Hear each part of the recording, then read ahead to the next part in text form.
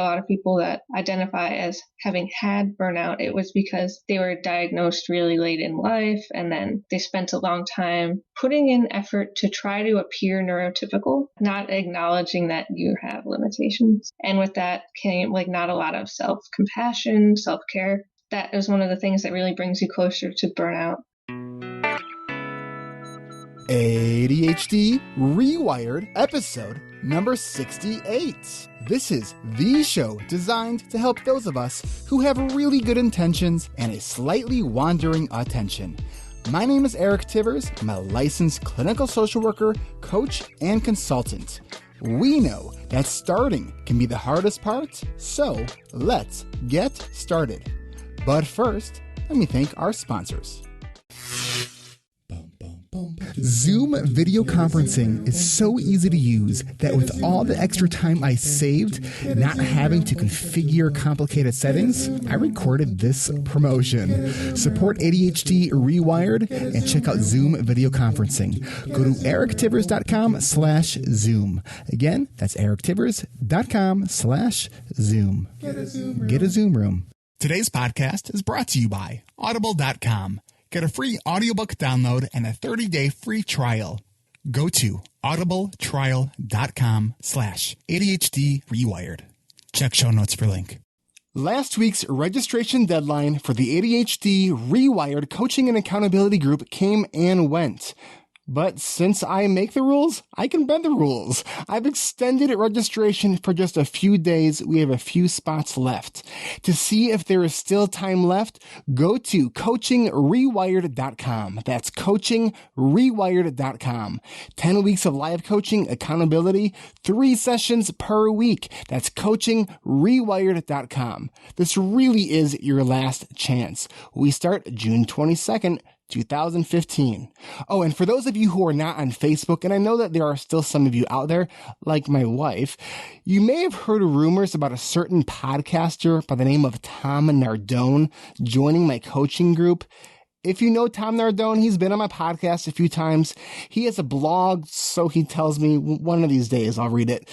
But I do listen to his podcast that he does with his wife, the Tom Nardone Show. So about these rumors about him joining my ADHD Rewired Coaching and Accountability Group, I need to set the record straight. This is not a rumor. Tom Nardone has joined the ADHD Rewired Coaching and Accountability Group, and there is still time for you to join too. Join us. Go to coachingrewired.com and schedule your free consultation with me. That's coachingrewired.com. Welcome back to another episode of ADHD Rewired. I am here with my guest in the virtual ADHD Rewired studios in Northern Illinois with Narice Connor.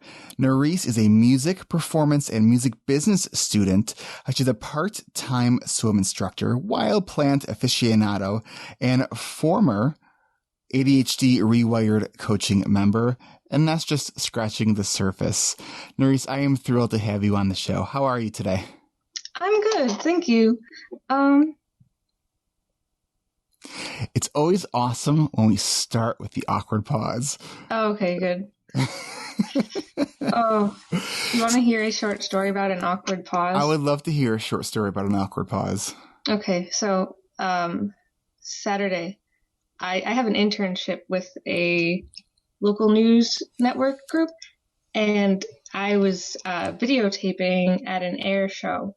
And for whatever reason, the person I was supposed to be videotaping decided to have me be the interviewed person and had me sit in a biplane and just improvisationally spew out stuff. And there were so many awkward pauses. I was like, oh, I need more experience with improv because this is not going well. So let's first begin by talking a little bit about kind of, so I think that the awkward pauses I'm imagining are something maybe you're sort of familiar with. Yeah. Tell us a little bit about kind of who you are besides from what we just said in this little intro. So you have ADHD. Yes, I do. Amongst other things. Oh, so you want like a list? Have you written Okay. it down so you don't leave anything in? No, I'm just kidding. Oh no, at Yeah. school they always have you fill out those sheets that say, "Do you have any like learning disabilities that we should know about?" And I'm like, I need extra lines. But anyway, no, I also have nonverbal learning disability, dyscalculia, and I'm also autistic. So was that it? I think that's everything. Yes. You needed extra lines for that. I mean, that Well, wasn't that no, much. they weren't. I write pretty big. Okay, so you identify as having ADHD, being on the autism spectrum. You have Yeah. dyscalculia. I don't know how what the right way to say it is, but I think I have that too, where I Yeah. swap patterns of numbers around. Is that kind of how it affects you? It affects me more with driving, um, having a 3D image of a building in my head. Like if I go downstairs Mm-hmm. and come out, I'm suddenly like in a whole new place, even if I've been there for before. Oh, interesting. It's like really, like say you're in a 7-story building and you're Uh-huh. at the top floor, and every floor is exactly the same, and you're supposed to turn left, and there's the garbage room. I'll go down the stairs and be like, "Where am I?" And then we'll go down every single stairs, and my friend will be like, "Narice, just turn left." And I'll be like, "Oh, but where am I?" So it's It's like a really visual spatial, it's almost like you don't know where you are in space. Yeah. Okay. So in addition to these diagnoses, you also, you identify as, we're talking about gender identity. Oh, yes. I identify as agender. So for me, that I use that to mean more along the lines of gender neutral. I know people who use that to mean like without gender, but I use it more for gender neutral. And this is different from asexual? Yes, asexual is a sexual orientation identity. So that Mm-hmm. would be that you're not really sexually attracted to anyone. Like say bisexuals are attracted to two different genders, like Mm-hmm. bi. So asexual would be no genders. Okay. So can you be asexual and not wait, I think I crossed my question. Can you be asexual and not a gendered? Yes, there's Okay. plenty of people who identify as other genders, like male or female, Mm-hmm. who are asexual. Mm-hmm. It's your gender identity and your sexual orientation aren't really linked like that. Mm-hmm. Like, trying to think of a good way to explain that. Well, I understand that, Yeah. sex is what we got down below and gender is how we identify from a social construct. Yeah, And I think we often, confuse those two terms. definitely. At school, I've done a lot of not official training, but training on how to explain gender to people. And the first thing they always say is make sure that people understand the difference between sex and gender. Mm-hmm. Just what you explained. My background is I had a sociology minor, so I'm kind of drawn on that experience.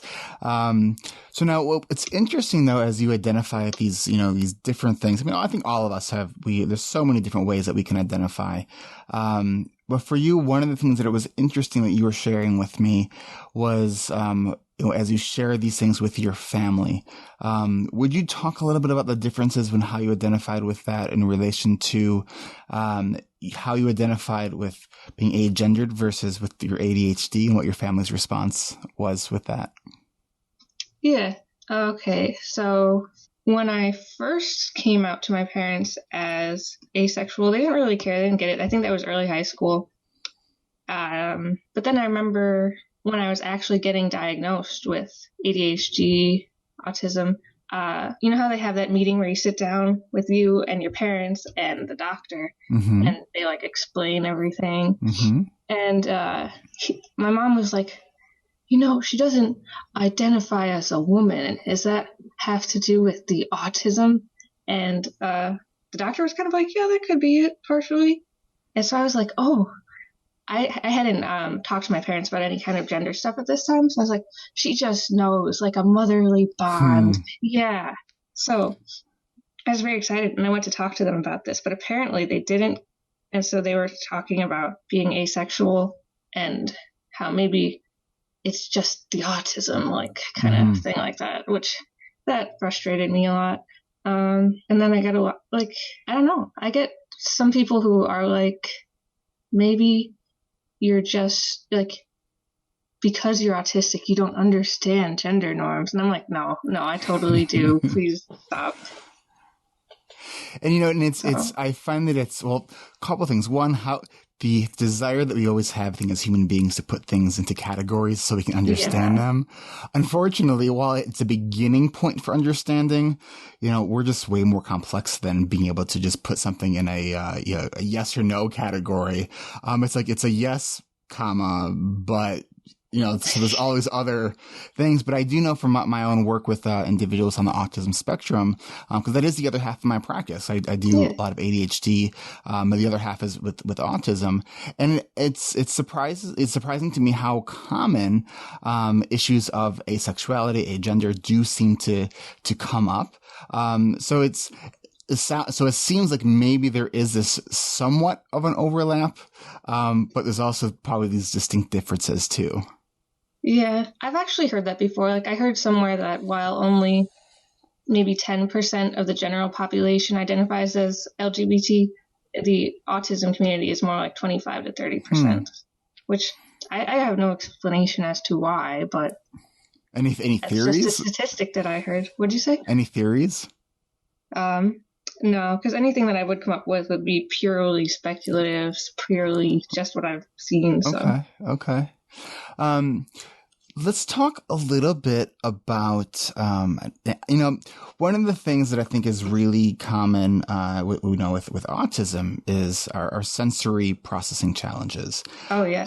And in my work with autism, I've also noticed how common sensory processing challenges are also with ADHD, but I don't think that they are talked about as much. And you use a term called, what was it? Autistic burnout? Is that Autistic burnout? Oh. Talk a little bit about that, because I think that's really interesting. Oh, so I think this was right after I was diagnosed, but before I started actually doing any kind of management. This was my second semester of college. I allowed my counselor person, advisor, to talk me into taking 19 credits in one semester. Wow. And basically, I read this online before, but I think it was just scientifically proven somehow. But when an autistic person is under a lot of stress, suddenly it seems as if your sensory processing difficulties, your executive function just gets so much worse. And you actually get to the point that's called autistic burnout, where things that you could have done before, like maybe reading or talking, just feel monumentally difficult. It feels like being severely depressed without the depression almost. Like you might not feel sad, but you have all of this other symptoms. It's in a very physical realm. Yeah, like I almost felt like there was a plexiglass box around me and I couldn't get out of that. So what were some of the other symptoms for you of that, as well as some of the other challenges you have with sensory processing? So on burnout, I would say some days it would be too I'd get overwhelmed, I guess, just going to the food place at school. What is that called? The grocery store, it's like a big cafeteria. Yeah, that place. And I don't know, I just wouldn't ever want to go there. So I would wait until I had really bad eating habits because of that. I'd wait until the time between they switched from dinner to nighttime and go eat pizza every day. That was, because it was quietest then. Other things. Oh, it took me, I could not read, which was interesting, I think. Even road signs, they would be gone before I had the time to process them. Which is really interesting because usually I'm a pretty strong reader. So it really sounds like an information processing was really become jumbled when your sensory system became overloaded. Yeah, definitely. It'd be stuff like, I don't know, getting dressed in the morning, you put on your socks, but then getting to, like, transitioning got a lot harder. Mm-hmm. Moving from getting to the pants to the shirt, even simple stuff that seems related like that just took so much effort. I'd be Mm-hmm. like, oh, this isn't worth it today. Mm. So it sounds like an extreme executive function challenge. Yeah. So then, how is this different from ADHD to versus with autism? Because a lot of this, a lot of the listeners might be thinking right now, well, I struggle with that too, and I don't have autism. To be honest, I don't really know. Hmm. The more I've looked into it, the more I've heard that very similar things do happen with ADHD. Um, I would say that maybe, I don't know. Yeah, I really don't know. Like I know part of it was that I know you mentioned all the time when you're not sleeping as well, it's harder to, you can make a phone call, but it takes a lot more like Yes, willpower and whatnot. yes. And I don't know, it feels like that, but times 1,000 Wow. almost. So.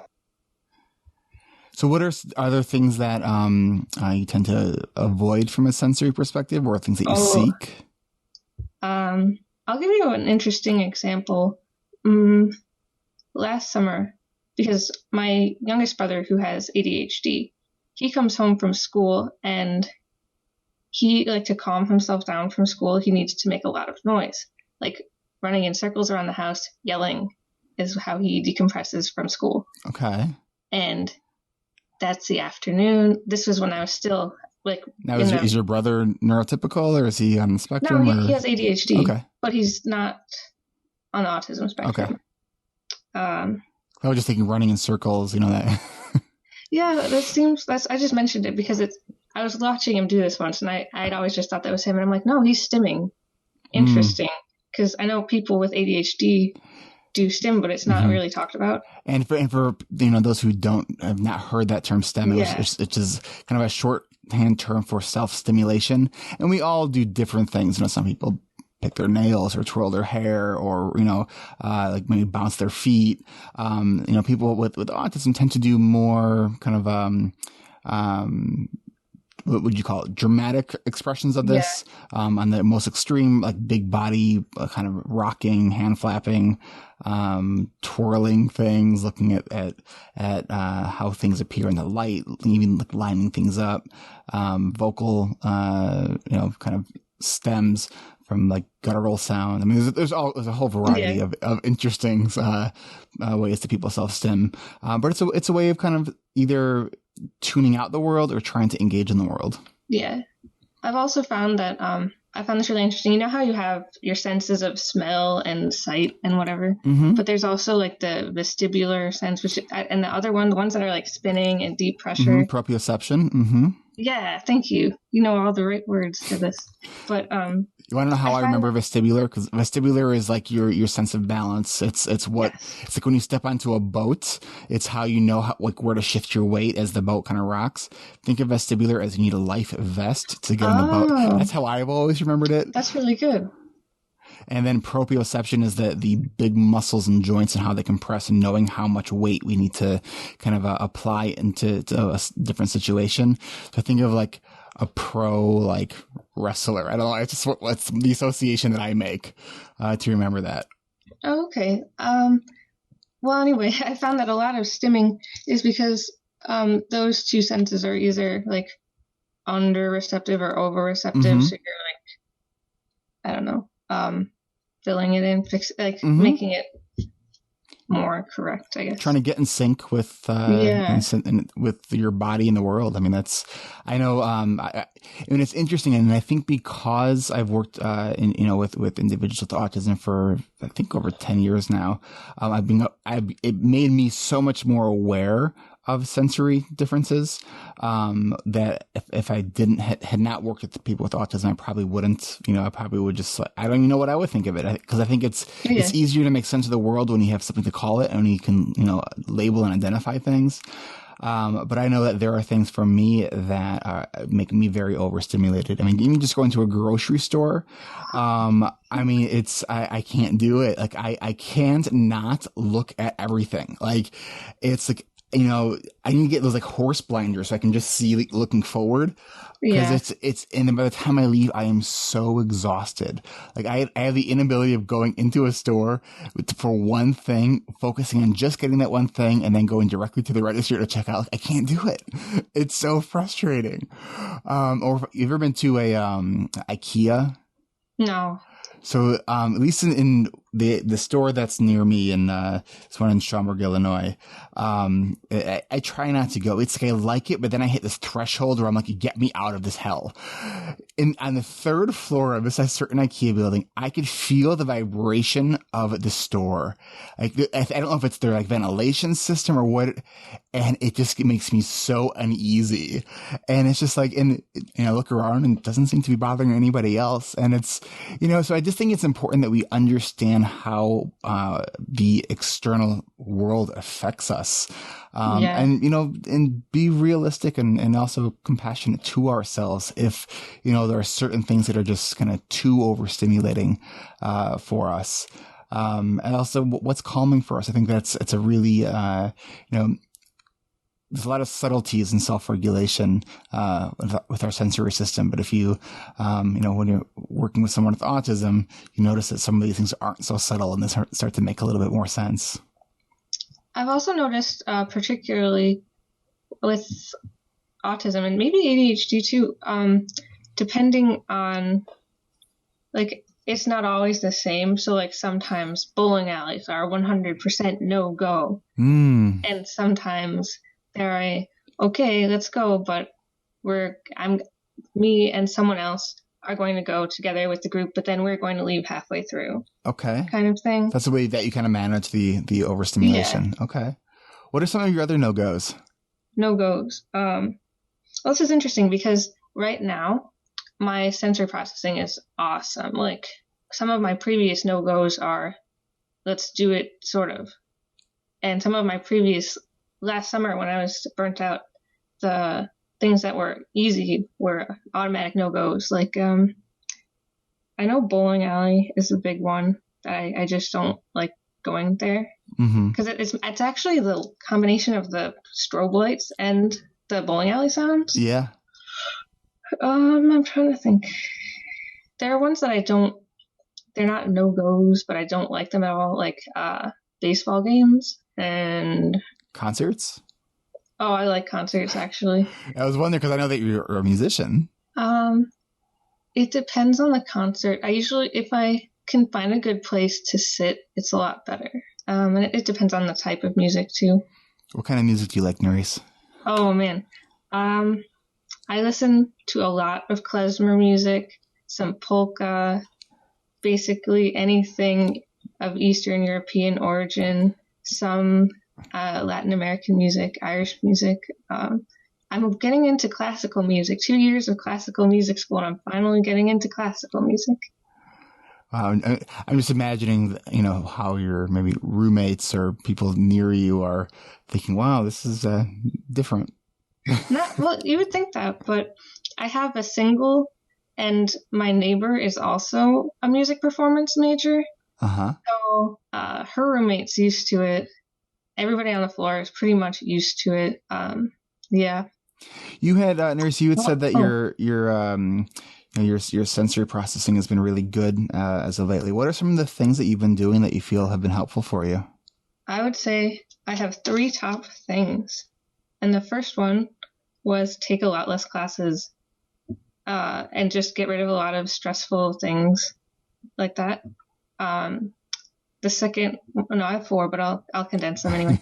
The second one would be to really plan my time ahead of time so I don't spend all day trying to make little decisions of where I have to be, because that just like saps your very smart life force. And then I actually got a weighted blanket, which I don't know what it is about it, but you go to sleep with it and you wake up and it's like your whole system's reset, and it's very nice. And then I took a 3 times a week water aerobics class just for fun. But I found that it really helped my balance, which was interesting. Like, I don't spill things on my face as much as I used to do. Like if I picked up a cup of coffee to drink it, it would end up on my face. So I used to So actually. you're slightly uncoordinated in certain ways. Yes. In high school, I was known as the person who drinks coffee with a straw because I didn't want to spill it on my face. So. Well, do what works, right? Yeah, I had this special thick straw that wouldn't like melt in the coffee. I was very prepared. So the swimming, so that's been really helpful for you, as you said, in a lot of ways. Besides from just being fun, you've noticed that there's an improvement on your balance, and those kind of the motor skills are common challenges for the whole. Oh, sorry. The whole water aerobics class is basically just pat your head and rub your stomach class. It's just like 45 minutes of that, except you're in a pool. And so at first it was very, oh man, but then I got into it. It's the whole pat your head and rub your stomach, which I can do, by the way. Ah. Can you do it? Yeah. I think that everyone should right now take a chance to see if they can do it. But it's more like touch your right hand to your left instep behind you, then bring it back up in front of you and do the opposite, but while jogging. Oh, man. In the pool. And so at first you're like, what am I doing? But after a while you can do it. I would just make sure that I'm not in the front row, and I would just watch the person in front of me. There's these exercises that for a while had some theory that can help kind of connect, I think, the hippocampus to the brain, which helps the right and left sides of the brain communicate, where it's basically pat your head and rub your stomach, but it's these different exercises where you're like drawing a circle with your right hand and then drawing a line with your left hand, but doing it like simultaneously. Oh, I saw that on YouTube once. I didn't know what it was. So I'm not sure. I know there was this like big study that was showing it to be like as a potential kind of cognitive therapy, but then the study just stopped and the funding stopped, and so the results were unknown. It's interesting. I mean, at the very least, you can tell it's a brain challenge, and anything to challenge your brain, it's not like it's bad for you, but it's I mean, unless you do way too much of it and burn out. Makes me think of drummers, who kind of cross the midline all the time when they're drumming. Yeah. You know what's really interesting? I used to be really bad at playing the piano. And then while I was taking that class, the swim class, I found that it was easier to have my hands think independently, like play independently. And so I feel like there's a correlation there. That's really interesting. I know when I first was learning to play the guitar, and I'd be looking down the fretboard, and I wanted my first finger to move, but my second finger would move. And and that wasn't even that long. I mean, I started playing guitar in maybe end of high school or early college, and that was because I started playing piano since I was like 4 years old. But that was just this weird. It just felt so unnatural. But it's with anything, it takes practice and it improves. So why don't we do this? Let's take a quick break, and when we come back, we will get into talking more about the things that we're going to talk about. I don't even know what we're going to talk about, but we'll figure that out when we get back. Okay. Support for this podcast comes from Audible. For a free audiobook download, go to erictivers.com/audible for a link for that free download and for some hand-picked recommendations. Go to erictivers.com/audible for your free audiobook download. Get a Zoom room. Go to erictivers.com/Zoom. I use Zoom video conferencing for the ADHD Rewired coaching and accountability group. Zoom makes video conferencing fun and easy. Share your screen, collaborate with a whiteboard, record the audio and video. It's ADHD friendly. Go free or go pro, but go to erictivers.com/Zoom so they know that I sent you. That's erictivers.com/Zoom. When you were in school, did you get extended time on your exams? Were you able to get extensions on your papers and projects? I know for me, if it weren't for extended time and extensions in school, there's no way I would be where I am today. So in appreciation of all the extended time I've received in my life, I'm extending registration for this summer's coaching and accountability group for just a few more days. This episode airs Tuesday, June 16th, 2015. You do have to call or schedule a time to talk with me now. After you hear this, press pause and schedule your call with me using my easy online scheduling tool at meetme.so/Eric Tivers and choose the first option. It's the only one with the ADHD Rewired logo. That's meetme, one word, .so/Eric Tivers. This goes right to my calendar.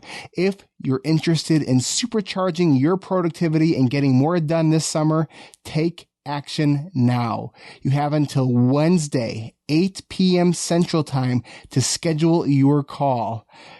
This will be your only second chance opportunity to join this group.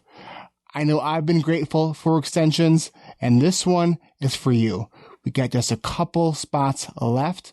We start Monday, June 22nd. I hope to talk with you soon. And we are back with Narice Connor, and we were talking about autism, asexuality, and a genderism. Is that a gender? No, it's what is the best way to say this? I would say a gender identity, being or non-binary gender identity. Okay. Having a non-binary gender identity. You know, it's so funny when we think about like person first language, just how non-eloquent it comes off. Yeah. You know, it's like, but it's important though. I have a person first language story. If you're interested. Go for it. Yes. Okay. And for those who don't know, really quickly, why is this a tongue twister all of a sudden? I'm like person first language is instead of saying, you know, I'm an ADHD person or I'm ADHD, saying I'm a person with ADHD. So it's putting that person first and then having the label be part of who they are versus who they are. And now the story. All right, my story. So I always get these emails. I must have ended up on a list or something from grad students at school who are asking me about person first language, but it's from the point of view of a neurotypical person. They're like, so do you use person first language? Do you know what it is?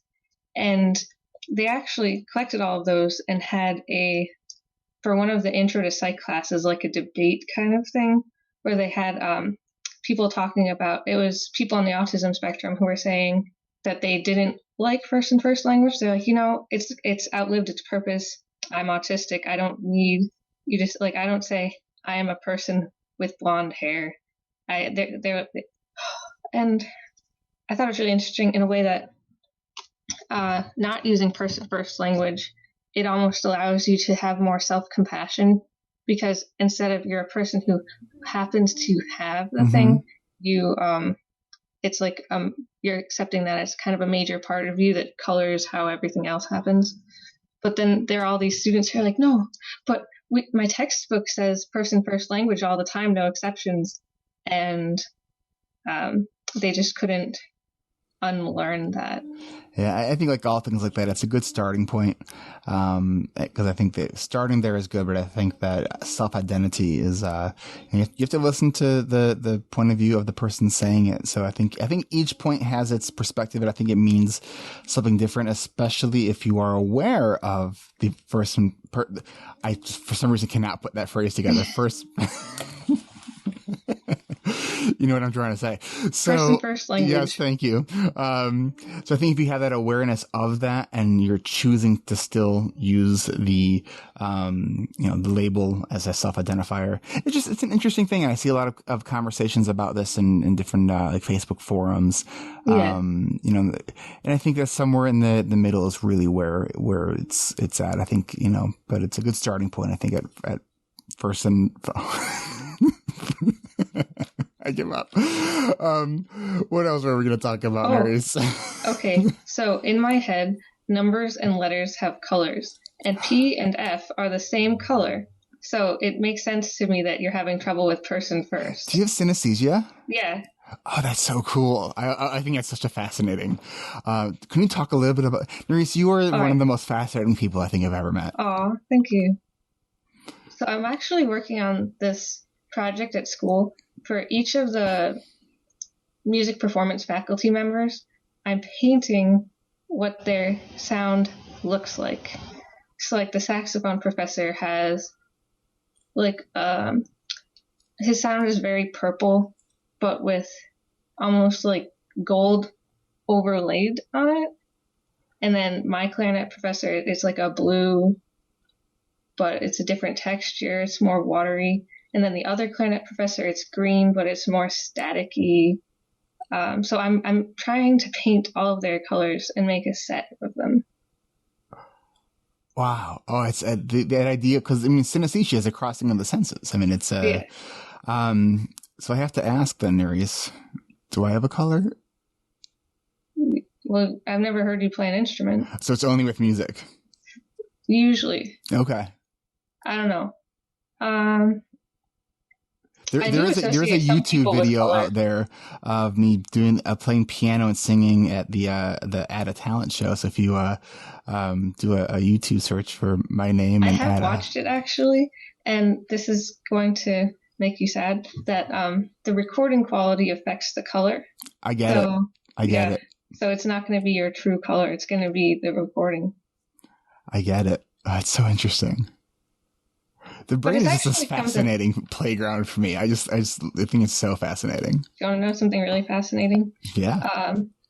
We had a guest speaker come into my intro to music business class and talk about old records and old recording technology. And after sitting there for like 2 hours and listening to them, and then we ended up listening to those same recordings in another class, based on what color the recordings were, I could tell what era and what style of recording they were. It was crazy. Wow. That is so fascinating. Does that ever have a downside? A downside? Sometimes. Mostly just social ramifications. Like you'll say to someone, this chicken tastes really yellow, and I don't approve of yellow chicken. They'll be like, what are you talking about? I can see how that could come off as a little awkward. Yeah. Other downsides. I'm trying to think. Honestly, not really. Okay. Wow. No, that's so cool. I think I occasionally tap into that when I'm really when I'm playing the piano on a really good piano. I can see whole orchestration and movement of notes.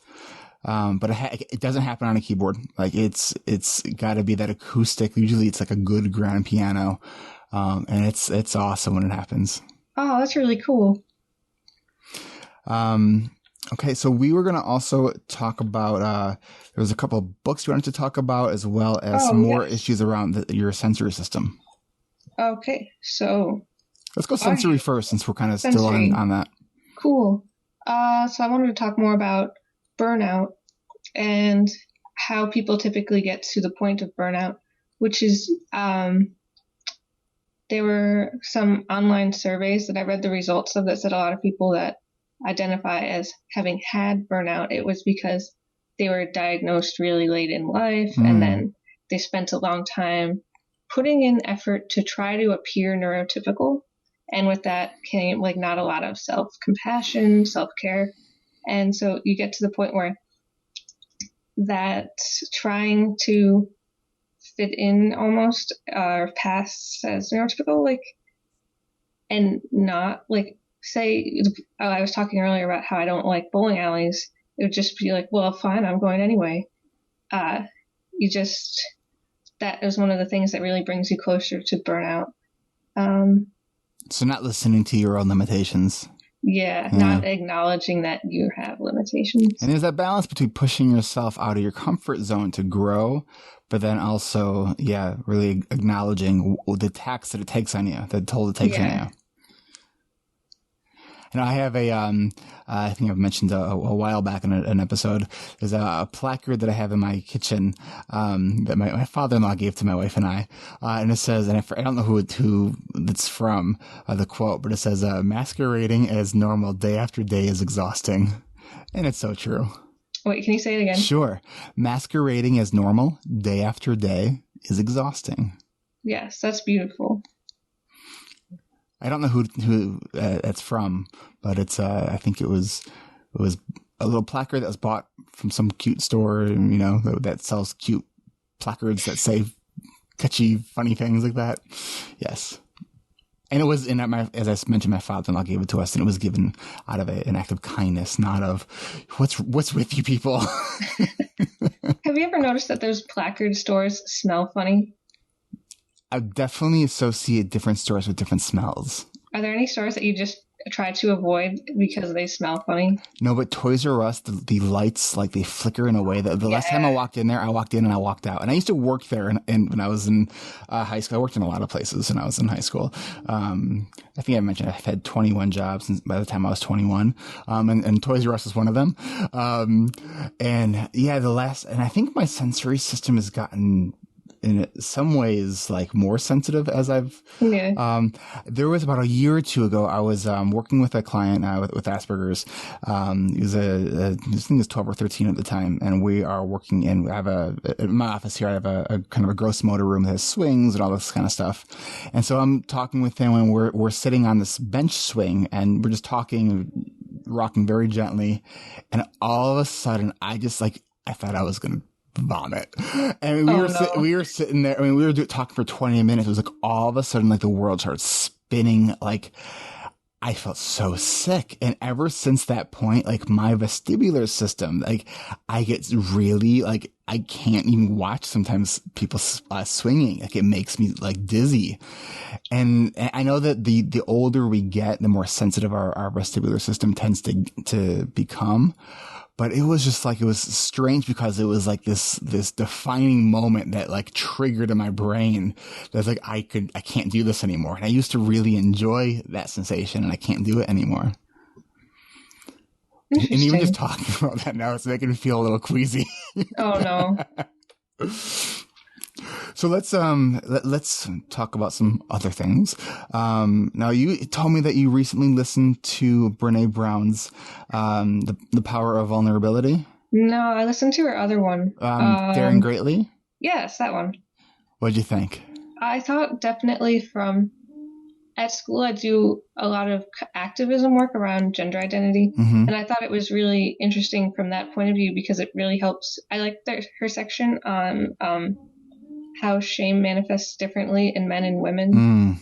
And I think that that's or even just, she had a point of, you can't shame people out of using shame.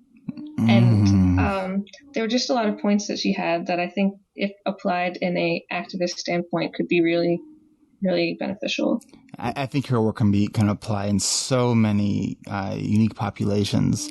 I think it speaks to the ADHD population profoundly. Whether or not she even knows that or not, I don't know. I am hoping Narice to get her on the show at some point. Wow, that'd be cool. Yeah. So that would be like my number 2, I think, next to Barkley, who've already had that. So that was after my Barkley interview. Sorry, I can do Brené Brown. So I haven't reached out to her yet, but it's. I'm hoping it's going to happen. There was another book you were telling me about that you listened to. I meant to Google the actual title, but it's something like... It's something along the lines of, check the show notes, The Magical Art of Tidying by Marie Kondo. And I think that from an ADHD standpoint, if you don't know anything about ADHD and pick up this book, you'd probably get overwhelmed. But if you do know about ADHD, it's helpful because she has a plan for organizing your whole house, but she breaks it all down. So she'll be like, okay, first clean all of your clothes in your whole house.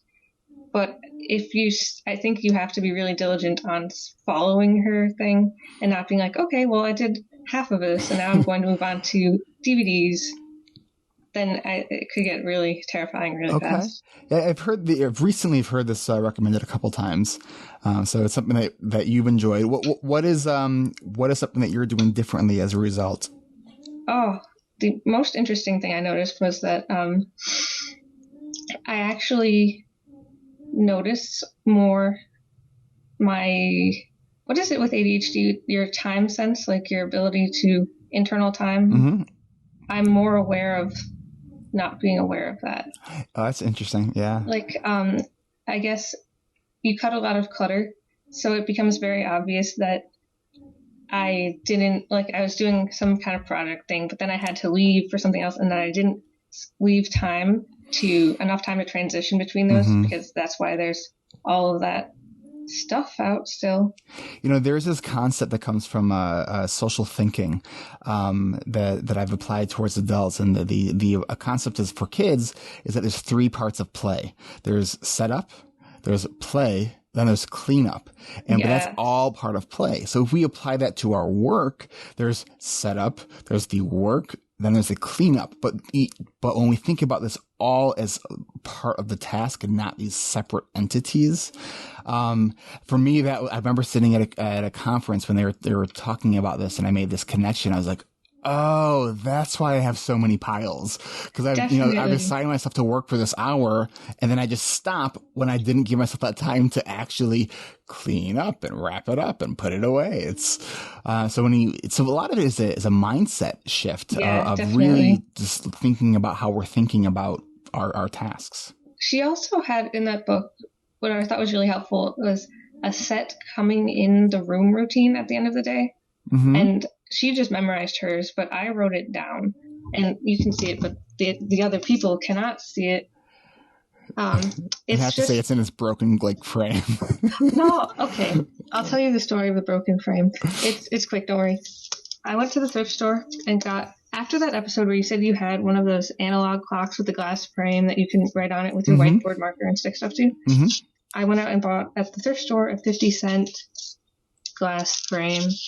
And I typed up my coming into the room after school routine, and it's basically just stuff like empty your backpack, put new snacks for tomorrow into your backpack, check your planner, wash up, and it's color coded and whatnot. But it was, I guess her book really tries to get you into the mindset of thinking of organization as something that you need a routine for, and not something that just happens. Yeah. So is that helpful for you? Yeah, a lot. Cool. Very cool. One of the things that I've noticed when I'm working with with clients who both have the executive functioning ADHD challenges along with autism is that while they may have a hard time developing the organizational strategies and using the calendar, but it seems like, unlike when it's just ADHD, once you get it established, it sticks. How has that been for you? I find that it sticks, but then everything changes. I had this beautiful night routine and morning routine at school, and I would tell people oh, my favorite part of the day is waking up and going to bed because it's just so relieving. And then maybe 2 weeks later, I'm back home for the summer, and everything's different, and trying to create a new routine and get that to stick it's back to the drawing board. So now, Narice, you were in my, is it the first ADHD Rewired coaching and accountability group? The beta version where I, all kinds of experiments took place and no animals or people were injured. Tell us a little bit about what that experience was like for you, being that it's been quite some time since that group, and I'm curious to know from what you took from the group, if you're still maintaining some of those things that you developed. Yeah, I think the one big thing that I'm still maintaining is you had shown us a way to keeping a paper planner that said people, priorities, projects. Mm-hmm.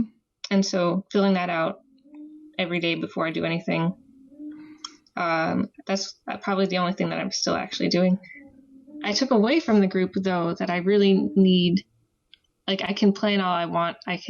But I need accountability. I really do. So I also took away from the group that I needed to focus a lot more on energy management. That's huge. Yeah. So that's gotten a lot better, actually. I think I was talking to someone recently about that, and I think I mentioned it on a recent episode about the idea of that, you know, productivity is less about time management as it is about energy management. Yeah. Because when I think about, you know, why when I'm being inconsistent, and we know that inconsistency is kind of part of ADHD, but why is it that sometimes I can just like get a whole bunch of work done that almost feels effortless, and other times half of that work seems like a monumental task that I just stare at and don't do? It's the energy, and what it really relates to is sleep and exercise. And so when my energy is in the right spot, I feel really like it's a lot easier to get all that stuff done. Okay. We are just about out of time here. Was there anything else that you wanted to add before we go into the part of the show that I call the random question round? Is there any other thing you wanted to add? I think I'm good. Okay, then let's do this. It is time for the random question round. This is the part of the show that has nothing to do with ADHD, which then paradoxically has everything to do with ADHD. Are you ready? I am. Okay. Give us an invention that's going to change the world, or at least change something.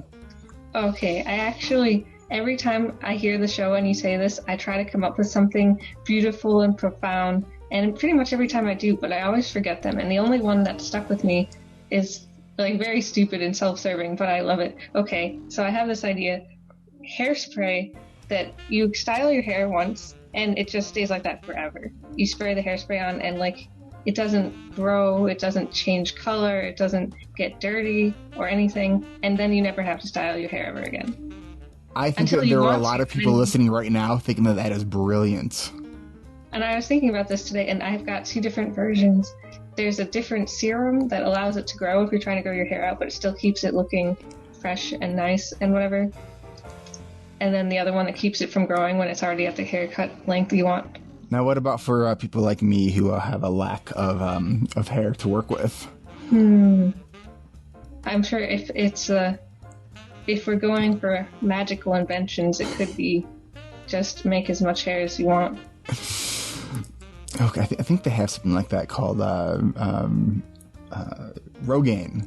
Oh no, I got sucked into the suggested articles on some website once. I'm trying to find a way to block those, but anyway, I was reading about how some people that get hair implants actually ended up with like neurological damage because the way they had done it impacted the nervous system on top of the head, and I'm like, oh god, that's terrifying. Oh no. It wasn't Rogaine, it was something else. Interesting. Some kind of implant surgery. Wow. Okay, next question. If you could conduct a symphony of it's going to be about as random as I'm making it up right now. A symphony of musicians that this is not going anywhere where I want it to go. Would you want to conduct? You were going to say monkeys. That is such a good idea. I can imagine it now. What instruments would be involved? Cymbals, definitely. But also like slide whistle. Definitely the cymbals like that. Yeah. Wow. Do you think that monkeys could be trained to play like in a group in rhythm together? I think vaguely. I don't know how well they do with like melody and pitch, but I think they could do rhythm.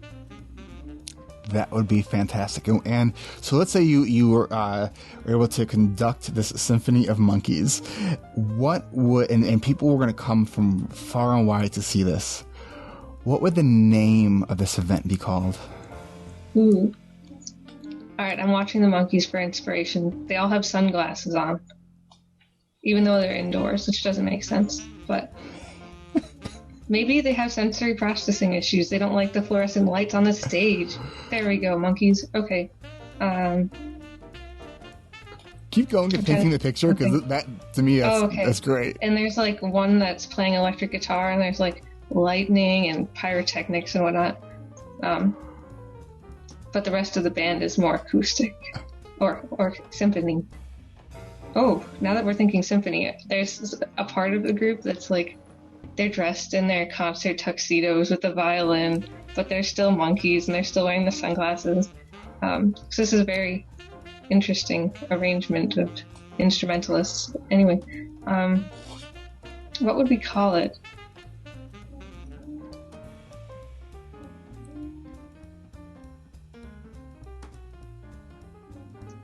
Oh, I'm just coming up with kind of generic stuff like musical monkeys extravaganza. I'm trying to think of something more original, but it's not really happening. And isn't it so hard to come up with that on the fly? Yeah. Monkey see, monkey hear? Hey. We actually do this at my internship. We try to come up with names for stuff. And it usually goes kind of like this. Monkey.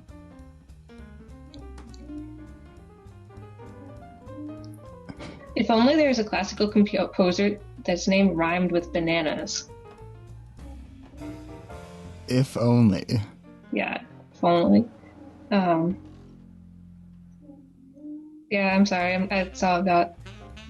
My one question would be, though, is Jim, the good-intentioned monkey, is he in the band? Oh, he's the conductor. Oh, that's Wait, no, I'm the conductor.